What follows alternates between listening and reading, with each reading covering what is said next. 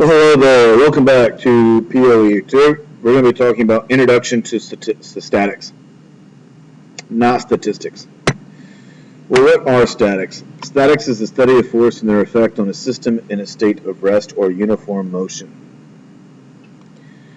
Statics principles. Well, some of you are going to recognize these as just Newton's three laws, and that's what they are, essentially. Newton's first law of motion, otherwise known as the law of inertia. An object in a state of rest or uniform motion will continue to be so unless acted upon by another force. In ICP, we talked about rockets and or roller coasters and bullets and guns. The bullet in the gun is just going to stay at rest unless the force, which is the gunpowder exploding, acts upon it. If nothing ever happened, the bullet would stay in the gun at rest forever. Likewise, once the bullet is shot, it's going to keep going unless some other force acts on it. Well, here on Earth, that force is always the force of friction, air friction, which is minuscule at best. And then we also have the force of gravity that's pulling down on it and usually causes it to hit the ground if it doesn't be shot into something else. The next one, then, of static principles is Newton's second law of motion. The acceleration of an object is proportional to the net force acting on the object and inversely proportional to the object's mass. What this essentially means, let me get a little pen here, is it's proportional, mass and force are proportional, which means as the mass goes up, the force is going to go up. Or, likewise, as the mass goes down, the force is going to go down. But force is also proportional to acceleration. We can also increase the acceleration and the force will go up. Or if we decrease the acceleration, the force will go down. Now, what about, let's say that we're going to keep the force the same. We're going to keep it constant. It's not going to change. What that tells us then is that if the mass goes up, let's say we hook some set engine and we put on this engine, we put it in a car, and we load the car up with bricks. Well, the mass is going up. What's going to happen to the acceleration? It's going to decrease because this engine it's only going to have so much power. Likewise now, we take this engine and we put it in this car, and instead of unloading it with bricks, we don't put the bricks in, and we try to take out any unnecessary weight. The extra spare tire, we take out any extra metal. It means the mass is going to go down. Well, what's going to happen to the acceleration? It's going to go up. And this is all when the force remains constant. When it's constant, the mass and acceleration are inversely proportional to each other.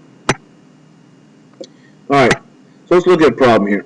In the first one, I'm going to use my F equals ma.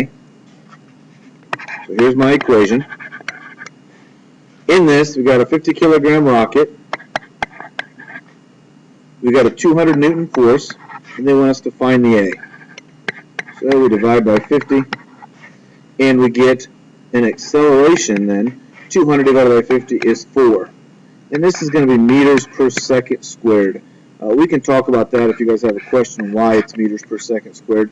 But for right now, we're just going to say it's meters per second squared. Likewise, again, the force is 3,000. The mass in this case is what we're going to find of the running back. And the acceleration is 2.0 meters per second. Divide by that 2. And the mass of this running back turns out to be 1,500 kilograms. Well, that's a really very big mass of this running back. So I'm here to tell you that that's probably not a very realistic problem, but for the sake of some math problems, it works. Newton's third law of motion. All right, for every action, there is an equal and opposite reaction. We shoot a gun. All right, you have a gun. Put a little picture here of a gun. Okay, I've drawn a picture of a gun. We've got a bullet right here, and we have this explosion. The gunpowder goes off. Well, there's two forces that are here. All right, and they're opposite and equal. The bullet feels a force which tells the bullet to go that way. But at the exact same time, this gunpowder doesn't act just on the bullet. It also acts on the gun. The bullet has a very small mass, so it has a very large acceleration. The gun has a much larger mass, so it has a very small acceleration. But the two forces are equal to each other. Equilibrium, a condition where there are no net external forces acting upon a particle or rigid body and the body remains at rest or continues at constant velocity. Examples of this: equilibrium. You're going down the road and your car is staying at 55 miles per hour. There are forces acting on your car. There's the force of friction that's acting on your car, and it's trying to slow your car down. There's the force of the engine, and it's trying to make your car go faster. These forces, the force your engine is pushing with and the force that the air friction is pushing against your car, they are equal and opposite. So the car is at a point of equilibrium. The same thing when you're falling through the air. All right, when you're falling,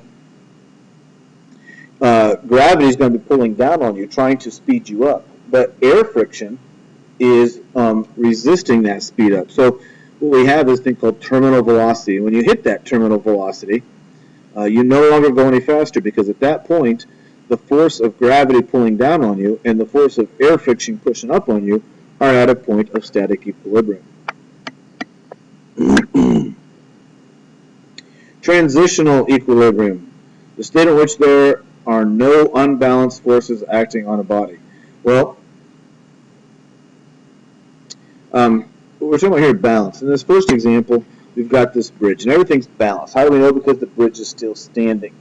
Over here is a bridge on the right, picture of a bridge that was unbalanced. How do I know this? Because the bridge fell. The forces pushing down on the bridge were greater than the forces pushing up on it. Rotational equilibrium. You can think about this in terms of torque. All right. If these are equal, if these two sides are equal, torque is, think about the amount of force pushing up on that side and then the amount of force pushing down. Right? The red bar over here is causing a counterclockwise moment or torque, and these blocks over here are causing a clockwise torque. And this is rotational equilibrium, a lot of times referred to as moment. Scalar quantities. A scalar quantity is something that's just a magnitude. Something that is just a magnitude. So speed, 55 miles per hour, that's a magnitude. That's only magnitude. Examples they give here: mass, length, time. None of these are anything more than just a magnitude or a quantity. Well, then along with that is vector quantities. This is magnitude and direction. So this would be like 55 miles per hour east. Now it's this part, this east part, that makes it a vector because I've included the direction. What is a force? The pushing or pulling interaction of objects. So if something's pushed or pulled, I want you to remember it as push or pull. That is what a force is. A vector quantity is defined by its known magnitude, direction, and point of application. So here's the point of application. Check. Direction, 21.8 degrees northeast. Check. Magnitude, that's the 45 foot-pounds. That's the how strong this force is. Force units. All right, we've got the British system is the pounds of force. The international system is newtons. All right, conversions between these unit systems. All right, I would be getting this down, putting this in some place where it's easy to find. Okay, what I want to get into here now is vector components, and we're not going to spend a lot of time just today, but we will here. I'm going to introduce this concept. What I want you to see is that this force right here, right, force A, can be broken down into what's called X and Y components. And this is somewhat hard for students always to understand. We can take A and we can say, choose a different color here, and we can break A down and say, A, we can pretend that somebody was pulling here in the X direction with with a certain amount of force. And if we extend this over to the left,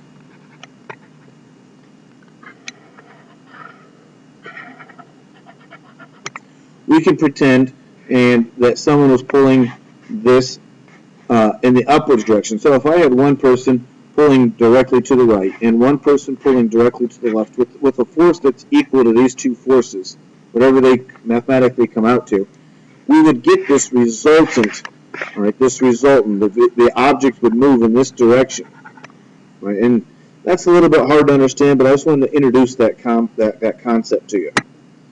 The last thing here is resultant forces. We can add and subtract resultant forces, right? These vectors. Right here I've got a 5 foot-pounds of force, and I've got 2 more foot-pounds of force heading in the same direction. Well, that's obvious then that the resultant is there's a total of 7 foot-pounds. In this example, I've got 5 foot-pounds heading to the right, 2 foot-pounds heading to the left.